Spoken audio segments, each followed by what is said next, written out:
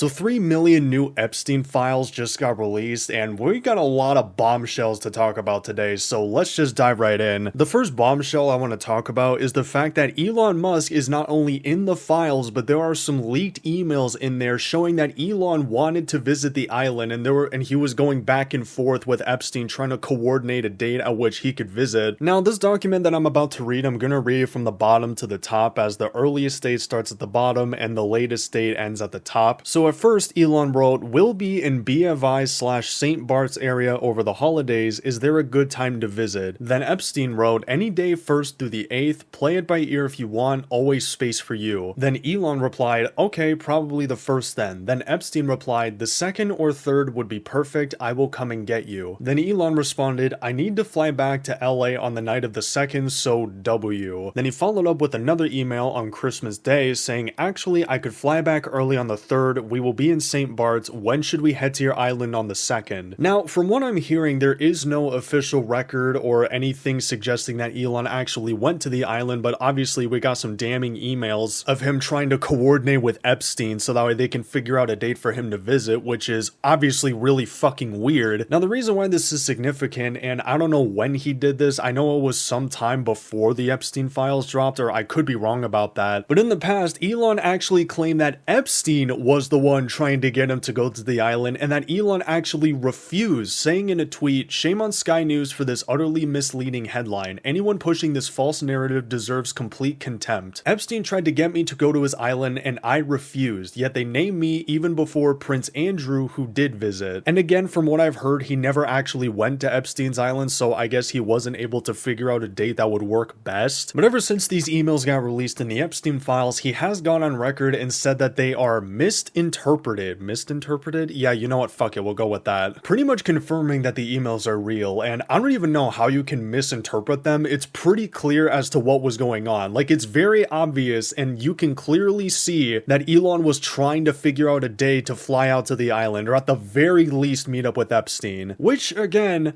is really weird. It's also very suspicious, obviously. But the second bombshell I want to talk about is the fact that Bill Gates is brought up in the files, and we always kind of knew that he somewhat had connections to Epstein because there were some pictures of the both of them flying around prior to the Epstein files dropping. But there's 2 emails in the files that Epstein sort of sent to himself, but one of them is kind of like a letter to Bill. I don't know if he actually sent it to him, but the second email is sort of Epstein talking to himself, or I guess writing an email to himself saying that he's going to end his friendship with Bill and Melinda Gates for reasons I'll get into later. But the first email, I'm not going to read all of it because it's super long, but I'll just read the main part, which discusses the reasons as to why Epstein decided to end his friendship with Bill. "To add insult to injury, you them implore me to please delete emails regarding your STD. You request that I provide you antibiotics that you can surreptitiously give to Melinda and the description of your penis." What the fuck? Wait, does that mean Bill sent Epstein a fucking email describing his penis to him? Oh my fucking god! There's no fucking way! Oh god, okay. Anyways, you also made it clear to me that I am not to refer to redacted, as that is another topic that must remain between the two of us. In return for all of these requests, which I would have done without a second thought, I am not to attend meetings with Melinda. I should continue to provide you the same level of service and dedication that I have done so diligently until you are ready to discard me and our friendship. Now, the second email is kind of the same thing, but it also describes how Bill got his supposed STD. And again, I'm not going to read the whole thing because it is long, but I'll put it up on the screen in case you guys want to pause and read it for yourself. I'm just going to read the main part of it, which says, "From helping Bill to get drugs in order to deal with the consequences of sex with Russian girls, to facilitating his illicit trysts with married women, to being asked to provide Adderall fro bridge tournaments?" I think he meant to say tournaments, but that doesn't make any sense. Who the hell holds a bridge tournament? Anyway, as I am a medical doctor but have no prescriptions writing ability. What the hell? So Bill Gates was having sex with Russian girls and he got an STD, and he also asked Epstein to get him drugs that he can secretly give to his wife? Now, why Bill wanted to give those pills to his wife, it's not explained in either of the emails, but that's obviously a shitty fucking thing to do. I mean,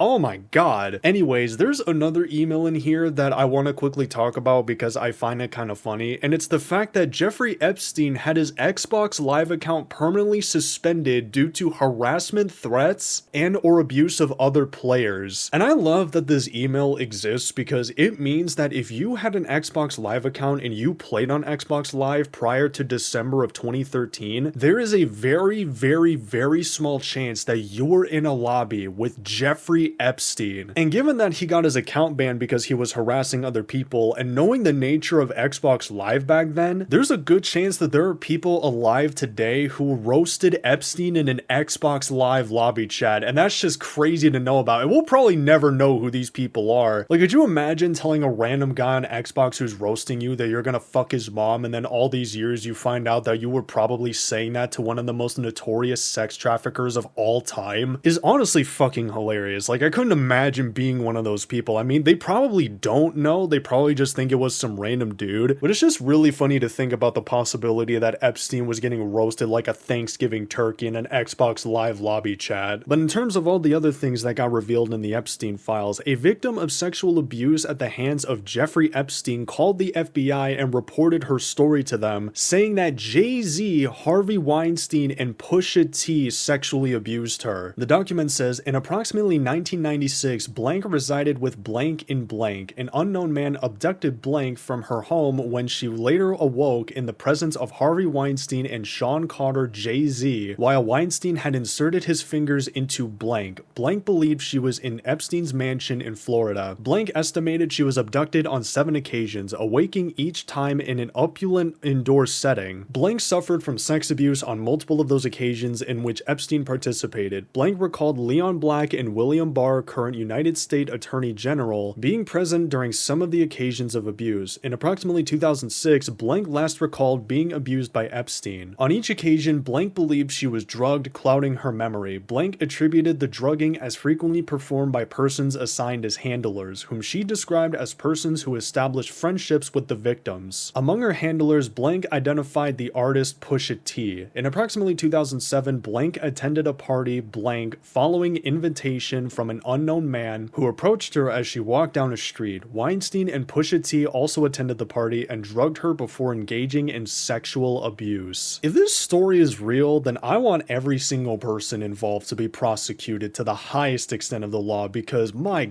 god, this is some truly heinous shit. I mean, Harvey Weinstein was arrested and convicted years ago on charges of rape and sexual assault, so thank god that monster is locked up. But if it's true that Jay-Z, Pusha T, William Barr, Leon Black, and everyone else was involved, I want them fucking arrested. They should not be allowed to see the light of day. But in terms of other people who were connected with Epstein, apparently Chris Poole, the creator of 4chan, had connections with him, and supposedly met up with him too, as there are multiple emails that are back and forth from Epstein and another guy named Boris Nikolic telling Epstein about Chris Poole and that they should meet up. The first one being from Boris says, last night and this morning in SF. Fun. Also met some interesting people. There's a cool guy, kid that you should meet, and he gives the link for Chris Poole's Wikipedia link. He is only 23, read his bio. The rest of the DAV in Seattle in MTG. TMR morning for NYC. What is a plan for Woody? Have you tickets? Can't wait to see you. B. Now the second email is Boris replying to an email that Epstein sent him talking to him about Chris Poole, who also went by the name Moot, as that was his nickname. Epstein sent Boris an email saying, I liked Moot a lot, I drove him home, he is very bright. And then Boris said, sure, I will be there as well. In 2 weeks or so, just left Bill running for a lunch with Rubenstein. How did you like Moot? He's very sensitive, so be gentle. B. Now there are some other emails pretty much confirming that Chris Poole actually did meet up with Epstein, as there's one that Epstein sent to a woman named Leslie Groff that said, tell Chris Poole to feel free to bring anyone he thinks is clever. And then the last email is from someone whose name has been redacted, but it was to Jeffrey Epstein, and it says, Chris Poole has confirmed he will see you at 3 p.m. on Sunday, January 29th. Now, if you're wondering what those red lines were and why the dates were boxed in red in the emails earlier, it's because the emails that I just showed you and read out loud are are part of a much larger screenshot, which I'll put on the screen right now, and the dates on the emails suggest that after Chris Poole supposedly met up with Epstein, he created the /pool/message board on 4chan, which was a message board that was a humongous breeding ground for a lot of right-wing extremism. And you can see in the screenshot that on October 20th, 2011, Boris sent the initial email to Epstein suggesting that he meet Chris Poole, and then just 3 days later, on October 23rd, the politically incorrect message board was created, and then the next day, Epstein sent the email to Boris saying that he liked Mood a lot and that he drove him home. So do with that information what you will. All I'm gonna say about it is that it's really fucking suspicious that Chris Poole created the politically incorrect messaging board in between the time frame of those two emails being sent. Now, the last thing that I'm gonna talk about is the fact that Trump is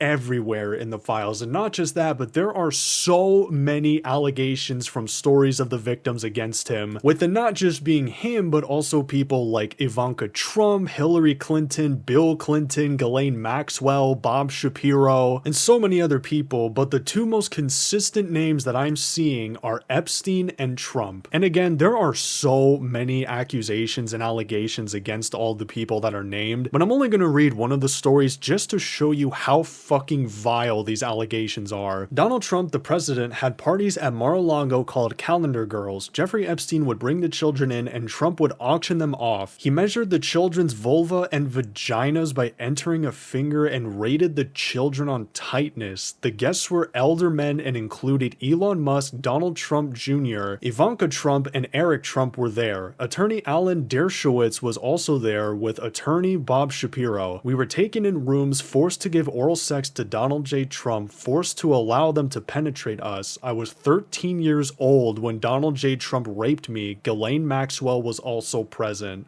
Jesus fucking Christ, man. And that's just one of the many allegations against all the people that were named. And it's also crazy how nothing is being done about this. Like, there are so many files, there's so much new information that we're getting, and yet Congress, the people in our government, the fucking FBI, nothing is being done about it. At least nothing that I've heard about, which is insane. Why is this only a big deal on social media? Why is this not a big deal in our government? I haven't heard shit about Congress doing anything about it. I haven't heard about any further investigations, especially now that we have all this new evidence and allegations. Now we know without a shadow of a doubt that there is a whole host of really big and powerful people that were involved in this. And actually, wait, that is why the government's not doing anything about it. Because you got a ton of people in the government, you got attorney generals, CEOs, basically there are a lot of people with a lot of power in those files. And if there was any justice handed out, if anyone got even remotely arrested, then shit would start to hit the fan really fast. And what makes this even worse is that all the Epstein files that got released recently are not all of it. They only released 3 million Epstein files when in reality there are 6 million. 6 million files. 3 million of which haven't been released because, according to an article from ABC News, Deputy Attorney General Todd Blanche said that in total there were 6 million pages of Epstein documents in the DOJ's files, but that nearly 3 million pages were being withheld for various reasons, including the presence of child sexual abuse material and the obligation to protect victims' rights. Which means that they have so much evidence, they have so much damning and incriminating stuff against these heinous fucking criminals, and they are still doing nothing about it. Nothing is being done. I have not seen a hint of justice being enacted. The only good thing about this situation is that we're starting to know, or at least getting an idea about who was involved. And that's it. And that's all that's ever gonna fucking happen, because I've been talking about this situation for I don't even know how long at this point, and I've been hoping that some form of justice would be pursued, and that some of these deplorable, despicable pieces of shit would get thrown in handcuffs and into jail, never to step foot into civilization ever again. But obviously that's not fucking happening. I honestly can't believe that this is happening. Like, we are literally witnessing one of the biggest, if not the biggest, cover-ups in US history. And yet, despite everything that's come out, you still have these fucking bootlickers that are like, oh, Look at the left trying to smear Trump's great name. They're clearly just trying to diminish all of his great accomplishments during his presidency. But hey, at least the files are now released in full so we can move on from all these fake and doctored documents, right? Like, motherfucker, these are federally released documents that you can literally view for yourselves on the Department of Justice's website. Like, the fuck do you mean fake and doctored? The only people I've seen cope this much are Bloodborne fans waiting for the release of Bloodborne 2. I don't even think I can fathom the mental gymnastics these people are doing to try and like brush this off and try and make it sound like it's no big deal when this is literally one of the biggest cover-ups in the history of this country. It's just so fucking infuriating to see the extreme lack of justice that's going on. And while I still do have just a tiny little bit of hope, albeit it's extremely small, like smaller than a grain of sand, that the people involved will face some sort of legal consequences for their actions, but honestly, that hope is quickly fading. As I've been saying that for months, like you can literally go back and watch the previous videos I've made talking about this. I've expressed the exact same thing that, you know, hopefully we'll see some justice or whatever. But honestly, at this point, especially with everything that's now come out, and I'm pretty sure people are like still going through it, as obviously the files got released, I think like last week, and there were 3 million of them. So new information could easily pop up, but honestly, even with everything that's come out and all the allegations and evidence that are now available for all of us to see, nothing has gotten done, and honestly, I don't think anything will get done. But hey, I could be wrong. Again, I still have that small little bit of hope. But at this point, I'm gonna be honest, I've kind of given up, as sad as it is to say. I mean, maybe it will happen, maybe it won't, but we're just gonna have to wait and see. And that's gonna do it for the video. Thank you for watching, and yeah, peace.